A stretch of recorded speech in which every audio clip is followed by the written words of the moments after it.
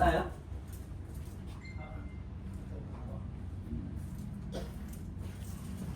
Ano nga ba yung body complaint mo?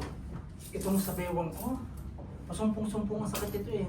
Ngayon, Hinihilot-hilot, pinapahilot-hilot ko lang doon sa mga taga-massage sa amin sa... taga dyan lang din ako sa Panuka. apektado ba yung paglalakad mo? Hindi nga ako makatayo ng... Kung tuwid yan, oh, ganyan lang. Medyo tuwid pa to. Minsan pag malala ang sakit, pag matagal ako nakaupo sa sasakyan, nakaganon ako. Naka-experience ba mula galing upo pagtayo parang it-take seconds bago makatayo? Parang ganun.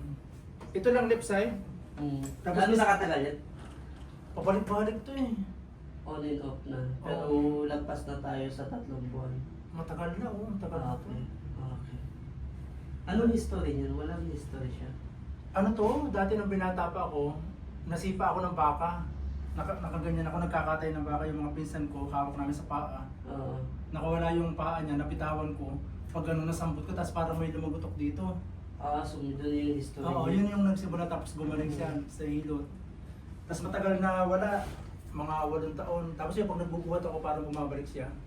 Try mo daw ko itayo tapos liad mo. Lumiyad ka. Hindi ano eh. Hindi na yung makaliyad. Masakit na. Oo, masakit. Pag yuko mo, alam mo kung yuyuko. Dito na siya masakit. Oo. Pag side to side. Ito rin. Oo. Yung kanan wala. Dito lang lahat ang sakit niya sa side na to. Sige. Para kitang-kita natin yung position ng muscle. Ang daming pamamaga. Ano to, apat na araw na ngayon? Pinahilot ko ng kahapon. Namamaga lang to. Goods pa to ko yan kasi libil pa oh. So andito lang yung mga sign. Tatangit. May masakit ba dito kaya? Wala naman dyan. Sa right side wala siya normal. Dito wala din. Wala. Grabing kapal nito ko yan. Parang dito siya galing ko yan. Kaya lang ito ko yan. Nakapamagana yan. Yan. Dudulogin namin yung spasm yan. After ng session natin, may konting changes lang. Pero andun pa rin yung sakit kasi may nakapamagana siya. Ngayon ang pinakamagandang gawin natin dito, adjust na lang natin lahat.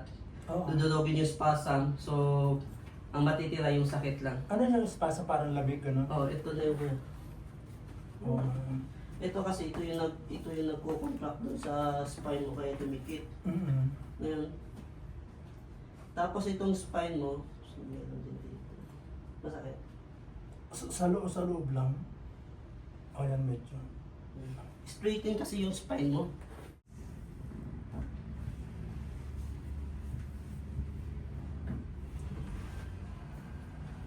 Tingnan mo lalim. Labas.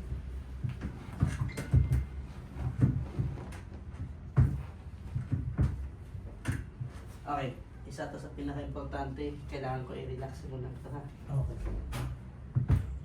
Nice.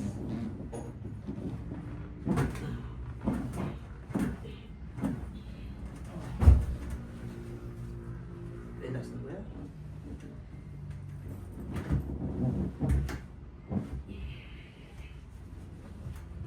Relax. Ako lang ha, relax lang. Kahit na...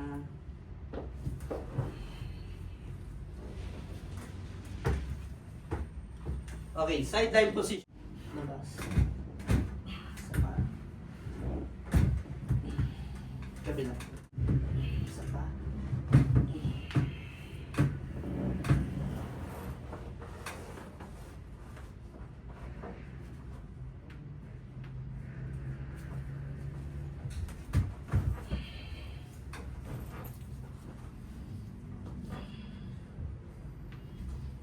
Nahirapan bumangon sa umaga.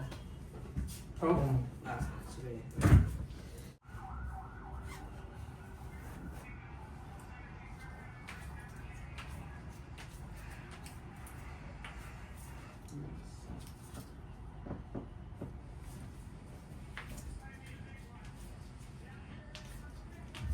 Kailangan pala talaga may sapat ka rin, lakas pag-therapist ka ng ganito na. Ay, ano mo, kasi ano pa, relax.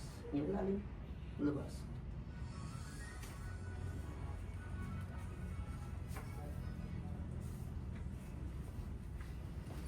Lalo na sir, pag mga 120, 140. Atras tayo.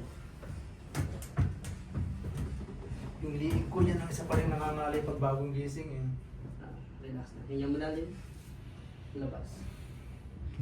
Observe mo na siya bukas, mamaya. Magbabago to. Okay, relax na. I-relax mo lang.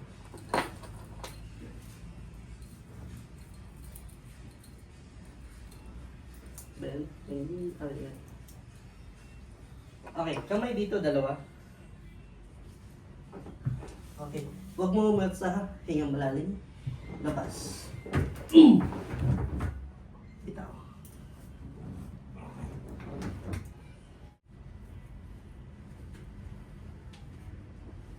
Okay, close your mouth lang ha. Huwag lalabas yung dila. Baka makagatin, wag ka nagawa ang after nito. Hinga malalim. Labas.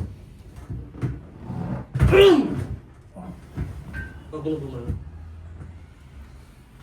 Parang lumugot na kabili ko ah. Okay, check natin. Bangon tayo, check natin yung likod natin.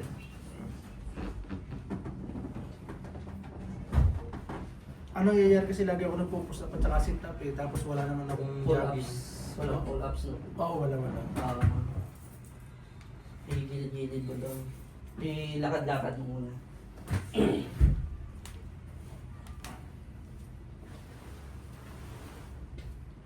Kailan lang yung start yung patagilid mo na lahat? Ano, 5 araw na ngayon. Pag tinuwid mo, wala siyang problema. Pwede mo siyang ituwid talaga. Doon ka daw yan. Tapos halap ka sa akin. Hindi mo na itutuwid yan. Pag ganito. Sa ngayon hindi pa. Pero try mo lumiyad. May ganito mo. Medyo masakit pa yung loob. Masakit loob. Kung gawin mo, payo ko. Side to side. Nagbawas pa. Medyo nabawasan naman. Kasi medyo nakakatayo na ako ng medyo tuwid eh. Oo. Yun nga lang hindi pa siya May unat. Oo, may unat na maigi.